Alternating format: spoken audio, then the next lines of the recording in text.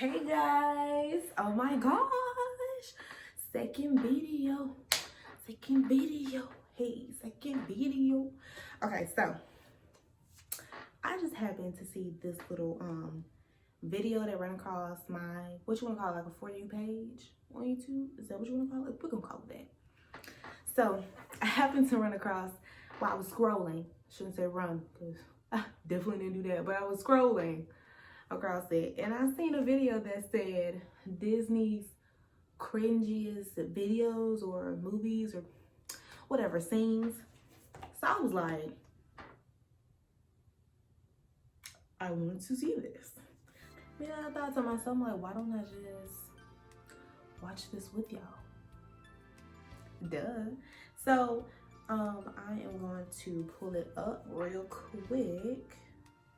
Let's see here. Y'all, you doing my chair? She's a squeaker. She's just gonna squeak. Okay, she's gonna do a lot of that for us tonight. Okay.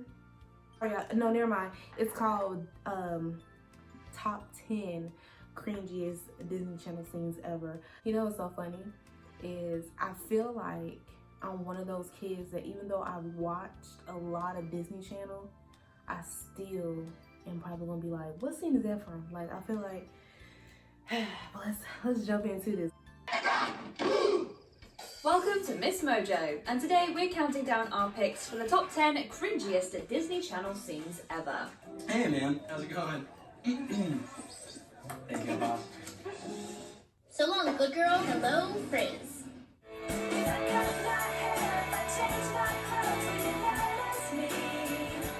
For this list, we'll be looking at moments from both Disney Channel original movie. I was about to say they're flying through these real quick. Like, wait a second, but we finna get down to it. And TV series that gave us second-hand embarrassment. Which Disney Channel moment makes you cringe just thinking about it? Let us know in the comments. I used to have a lot of these because I don't know, me personally, even going back and watching movies a second time, not even necessarily pertaining to just like Disney, but sometimes you will look at older movies and you're like, why did she say that? Why did she even look like that? Why are you even making a big deal about this? Like, you know, and maybe it's just because you grew up, so the way you look at things are different now. But it's still sometimes certain scenes are like, y'all shouldn't have done this. Like, this is not it. Number 10, the dance-off. Cadet Kelly. Kelly and Captain Jennifer Stone have been butting heads since the moment they met. You must be Captain Stone. You're on my list, maggot. Kelly I used to love me some Cadet Kelly. Like, I really thought it was a fire-ass movie. Like, no cap whatsoever. Like, that was the movie right there. is determined to maintain her individuality, which doesn't go over all that well in military school.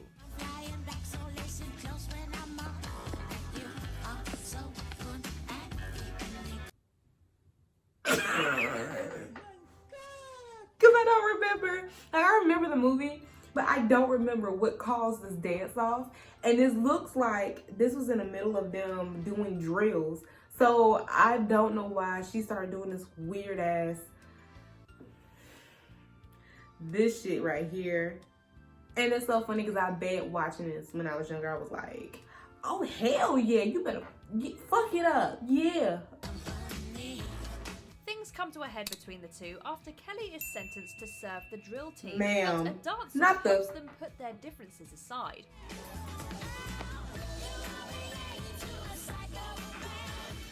At first, Kelly mocks her senior, but eventually they both realise that they might actually make a great team after all.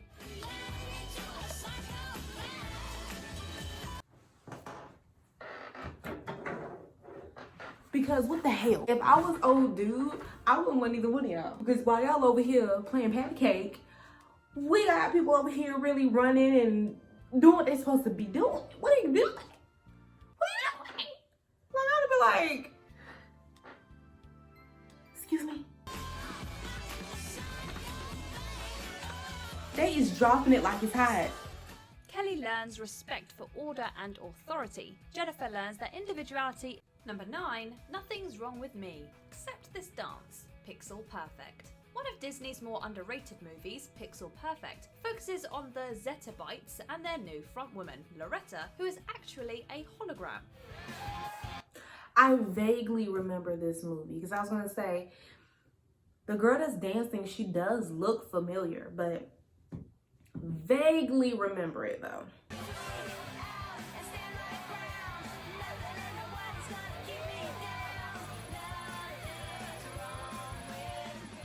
She's an instant hit with audiences, at least within the movie.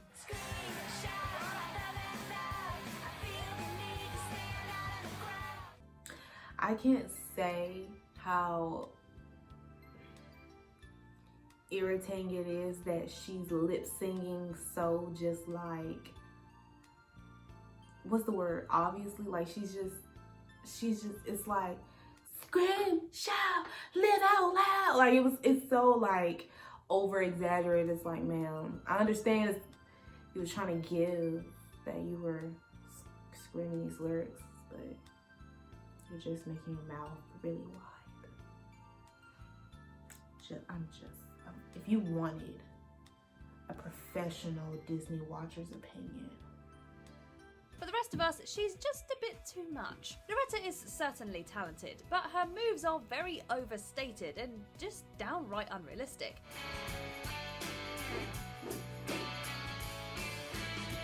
We get that she's meant to be a perfect performer, but she might want to rethink that choreography. What's it gonna take for you to see, to get you to notice me? I know the actress that had to do this, she probably was dizzy as hell because all this spinning around, ma'am. And the way that y'all edited, the way that y'all sat here and edited her flipping off that stool, go to jail. Like under it, go to jail. 8.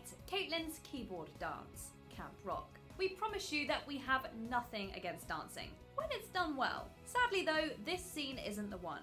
Give it up for the awesome Caitlin Geller! A lot of things Camp Rock did was kind of like, please don't do that again. Like seriously. As Caitlin gets her spotlight during the already cringe-worthily named Pajama Jam, she does this odd keyboard dance that begins with some bizarre handography.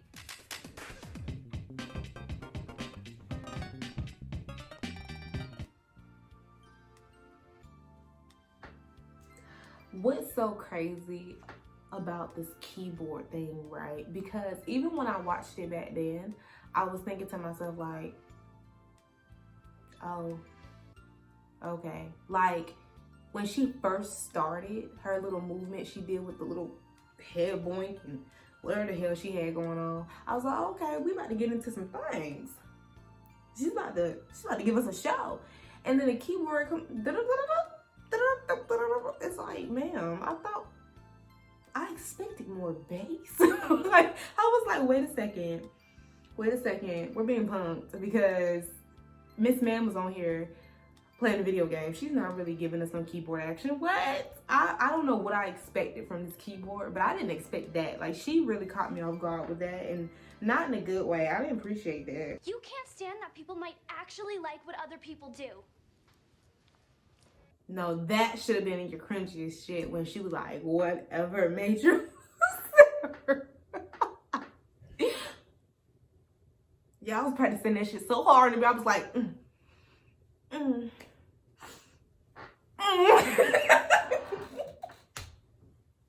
at first I was like, what the fuck is she doing? Like, why did you want to sign this long ass? Just say it, sis. Just say it. Number 7. Troy gives Gabriella his necklace. It's a rather saccharine moment as Troy places his necklace around Gabriella's neck. But the moment that really has us groaning is when she asks him about what the fuck?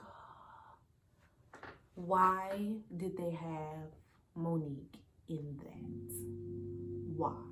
I don't even remember if that was her name in the show or in the movie. But why? Why? Why? Just explain that to me. When you can really make that make sense to me, then I'll accept it. But until then, wardrobe, go to hell. T on it. T as in Troy. Right. No, bitch. No. T as in truck, toy, terrible, touch. What the fuck else is gonna stand for? Like, never mind. That just pissed me off. Number 6. Cody gets intimate with The Lab, the Sweet Life movie. When Disney Plus announced that this movie would be available on the streaming platform, one of its stars and co-producers wasn't exactly thrilled. Is this your lunch?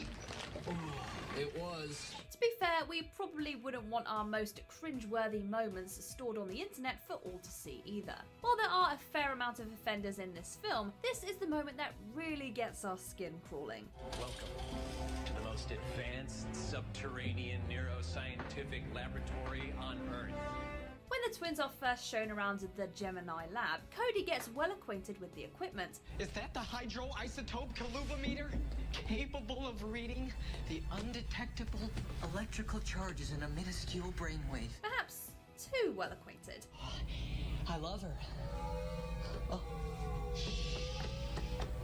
Baby, don't speak. This might have gone over your head as a kid, but older audiences probably did a double take and couldn't help but grimace. Number 5, Lizzie Masters. I don't see anything wrong with that. Like, I mean, me personally, I didn't watch the movie because I think around that time I was just like Sweet Life on Deck to me was already kind of like the sequel to anything the Sweet Life related. Like, so them adding this movie to me was just kind of like, or maybe it came first before Sweet Life on Deck. Honestly, I really don't know. But to me, the Sweet Life on Deck was like, this is what, however many seasons we do with this is it. You know what I'm saying? So. Does rhythmic gymnastics. Lizzie McGuire. Lizzie worries that everyone but her has found a niche in which they excel. However, during gym class, she joins the ranks when she finds an activity that she's apparently amazing at. Lizzie McGuire, something amusing you? No, not really. Then amuse me with your ribbon skills. Now, we're not sure what everyone... Damn. JTJ got a mean face. I'll be scared to go to gym. I'll be like, ma'am. Okay. Don't let me call my mama. Cause ma'am. Everyone else is watching, because all we can see is the actress hopping from foot to foot while waving a ribbon.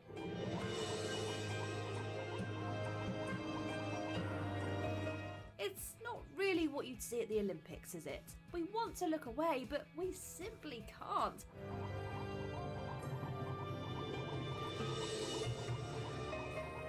I'm glad I never watched this movie.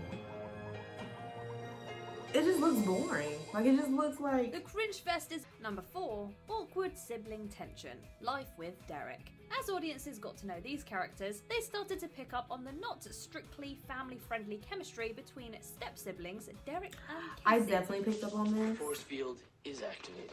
In fact, there were many who were rooting for them to get... And sometimes, too, I find myself rooting for them, and I remember, like, wait a second. Y'all are brothers and sisters, like... Number 3, Luke's uncomfortable crush, Jessie. This episode featured as part of Disney Channel's Freaky Freakend Marathon. A package containing a magic bell arrives, unleashing chaos as everyone switches bodies.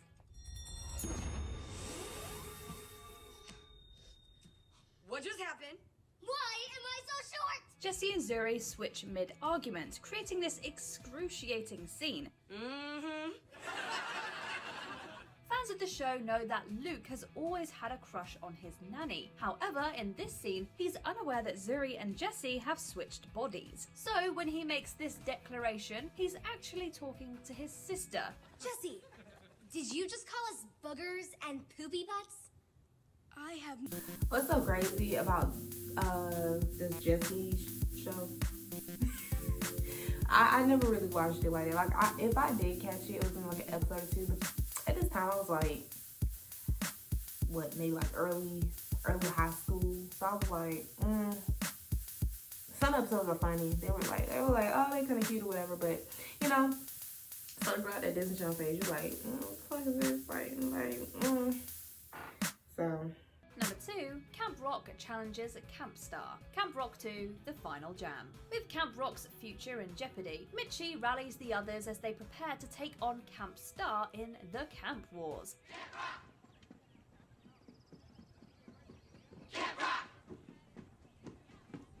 We assume that this weird march / chant that they're doing is meant to intimidate the competition.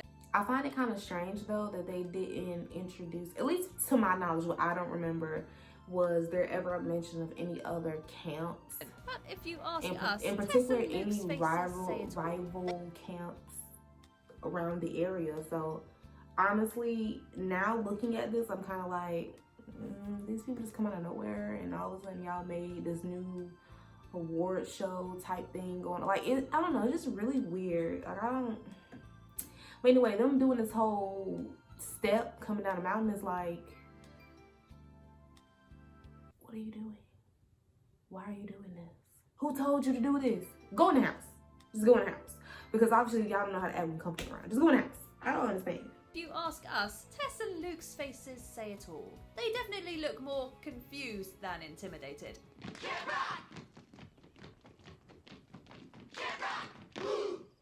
And we can't help but feel embarrassed for them, especially when Mitchie smirks at the competition. Yeah, that's right. We're here on your stage. This girl say, that's right, we're here on your stage. Ho. What you gonna do about it? You ain't gonna battle us. You don't want this. You want the smoke.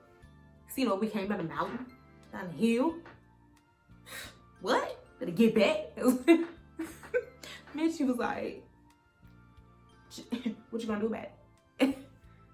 Now, I will say this, as far as cringy goes, there was a couple that weren't all that cringy, and then there were some that were like, yeah, because what the hell? But y'all, that's it for this video. Oh God. Come back if you like what you've seen here today, and I will talk to you next time.